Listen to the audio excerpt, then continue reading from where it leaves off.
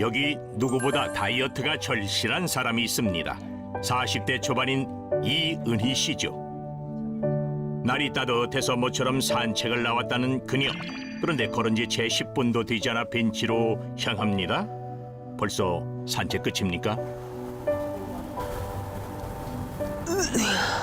그런데 은희 씨 어딘가 불편해 보입니다. 아니 뭐가 불편하세요? 사람들 시선. 사람들이 쳐다봐요, 자꾸. 살이 130kg까지 찌니까요. 걸어 다니면은 저는 괜찮다고 생각했어요. 근데 지나가는 사람들이 저를 보면 어휴 이러면서 지나가요.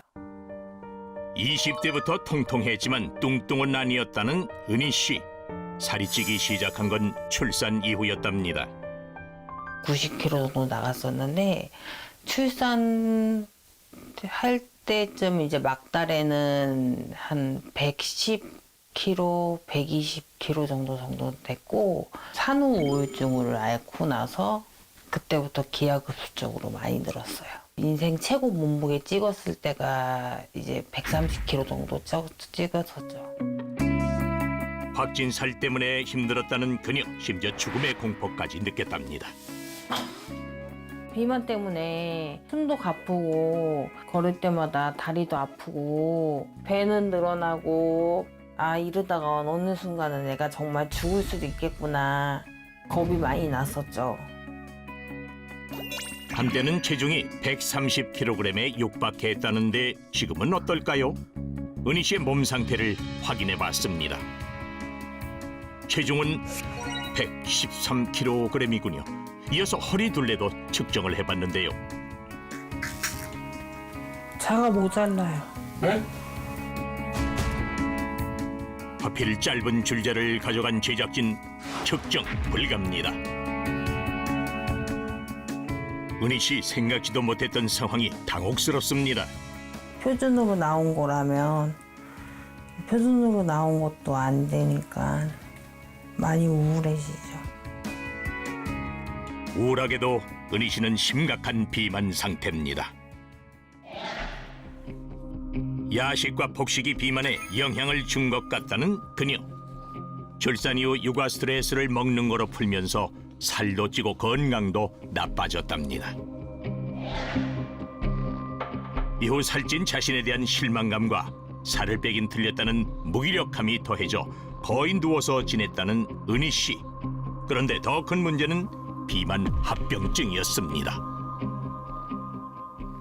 천식 때문에 병원에 입원을 했는데 그때 이제 당뇨하고 고혈압이 나온 거예요. 여태까지 당이 이렇게 높은데 몰랐냐. 그래가지고 내가 당뇨였구나. 그때 알았죠. 혈당 수치가 150을 오르내렸다고 하는데요. 당뇨병 진단 후 꾸준히 관리했지만 여전히 수치가 높군요. 올해 초했던 건강검진에서는 혈당 수치가 무려 186까지 올라갔다고 합니다. 비만으로 인한 당뇨병 때문에 쉽게 지친다는 그녀. 조금만 움직여도 앓는 소리가 절로 나옵니다. 아이고. 도가니 다 나가겠네.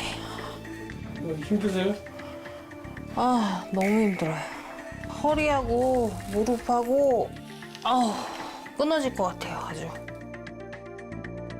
다이어트를 안 해본 건 아닙니다. 그런데 고지혈증과 뇌졸중 진단을 받는 등 건강은 나빠졌고 살은 빠지지 않았답니다. 심각해지는 비만 합병증으로 아들도 돌볼 수 없고 일상생활도 할 수 없었다는 그녀. 결국 수술을 하기로 마음을 먹었다는 은희 씨. 가족과 상의 끝에 5년 전 위절제 수술을 받았습니다. 이대로 계속 살이 찌다가는 정말 죽을 수도 있을 것 같더라고요. 그래서 위절제 수술을 받았어요. 너무 아팠어요. 너무 아파가지고 차라리 죽여달라고 할 정도로 진짜 사람들이 애 낳는 게 제일 아프다 그러잖아요. 애 낳는 거에 비하면 근데 그 아픔을 견디고 나니까 나중에는 보상처럼 30kg가 빠지더라고요. 그러니까 그때는 기분은 좋더라고요. 무려 30kg이 빠졌지만 2년 만에 위절제 수술로 뺀 살이 고스란히 다시 쪘다고 합니다. 도대체 무엇이 문제였을까? 혹시 식습관에 문제가 있었던 건 아닐까요? 그런데 그렇게 보기엔 밥상이 단출합니다. 이 정도 식사가 되는 거예요? 너무 적은데요?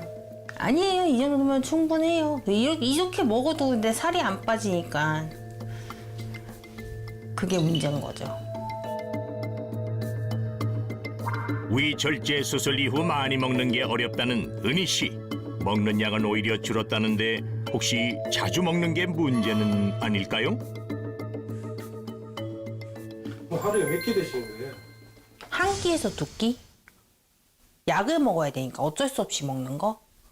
좀 그런 느낌이에요. 약을 먹기 위해 때맞춰 식사를 한다는 그녀. 이거는 고지혈, 당뇨, 고혈압 약이고요. 내과 약이고요. 하루에 4번 꼬박꼬박 챙겨 먹어야 되고요. 비만 탈출을 위해 여러 가지 노력을 하고 있다는 그녀. 그런데 왜 살이 빠지지 않는지 알 수 없다고 합니다. 그날 저녁 늦은 시간에 뭔가를 꺼내놓는데 이게 뭡니까?